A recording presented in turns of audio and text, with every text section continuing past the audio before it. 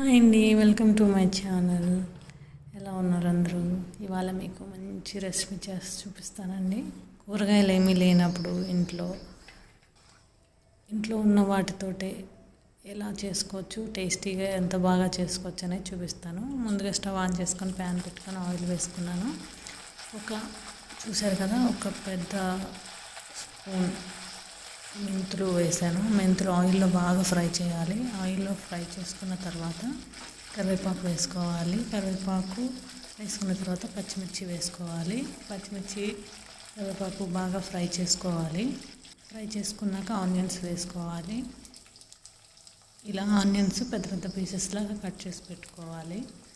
Onion ఈ కర్రీకి పెద్ద పెద్దగానే ఉండాలి. ఇలా వేసుకున్న తర్వాత బాగా మిక్స్ చేసుకొని మంచిగా ఫ్రై చేసుకోవాలి.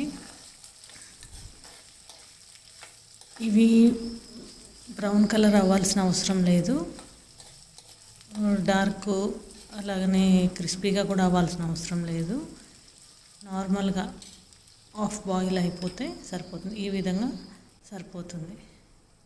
తర్వాత గార్లిక్ యాడ్ చేస్తున్నాను. ఒక గార్లిక్ పెద్దది తీసుకొని వేసుకున్నాను. ఇప్పుడు పసుపు, కారం,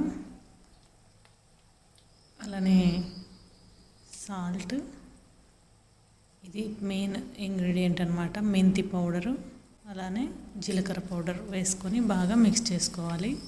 ఈ మసాలా అంతా కూడా ఈ ఆనియన్స్కి, గార్లిక్కి బాగా పట్టే విధంగా బాగా ఫ్రై చేసుకోవాలి. పచ్చివాసన పోయేంత వరకు ఫ్రై చేసుకొని దీంట్లో మనం చింతపండు పులుసు పోసుకోవాలి. చిక్కగా పోసుకోవాలి.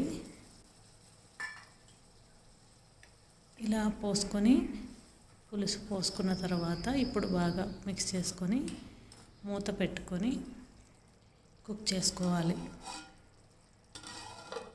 ఇలా మూత పెట్టుకొని ఒక 5 minutes కుక్ చేసుకున్న తర్వాత తీసి ఒకసారి కలుపుకొని ఇప్పుడు దీంట్లో బెల్లం యాడ్ చేసుకోవాలి. 1.5 teaspoon యాడ్ చేస్తున్నాను. బెల్లం యాడ్ చేసాం కదా అని తీయగా ఉండదు కూర, సరిపోతుంది. ఉప్పు, కారం, పులుపు అన్నిటికీ సమానంగా సరిపోతుంది. ఇప్పుడు బెల్లం వేసుకున్నాం కదా, బెల్లం వేసుకొని బాగా ఒకసారి కలుపుకోవాలి. చూసారు కదా, ఆయిల్ అంతా వదులుతుంది బాగా చిక్కగా. ఎంత బాగుందో, చాలా బాగుంటుంది. ఆ మెంతులు పులుపులు ఉడికి మంచిగా ఫ్రై అవ్వాయి కదా, ఆయిల్లో ఫ్రై అవి మెంతులు ఈ పులుసులో ఉడికిన తర్వాత బెల్లం అంతా తగిలితే చాలా చాలా టేస్టీగా ఉంటుంది. చూసారు కదా, ఆయిల్ వదులుతుంది. ఇప్పుడు కొత్తిమీర యాడ్ చేసుకొని ఒకసారి బాగా కలుపుకున్నాను. మీకు ఇంట్లో ఏమి కూరగాయలు లేవు, ఈ టైంలో కూడా బయటకు వెళ్ళాలంటే కొంచెం ఇబ్బందిగా ఉంటుంది కాబట్టి అలాంటప్పుడు మనకు ఆనియన్స్ కానీ మిగతాయి ఇందులో వేసిన ఐటమ్స్ అన్నీ మనకి ఇంట్లోనే ఉంటాయి. బయటికి వెళ్ళి తెచ్చుకునే ఏం లేవు దీంట్లో. ఇలా చేసుకొని తింటే కడుపు నిండా తింటారు. చాలా చాలా బాగుంటుంది.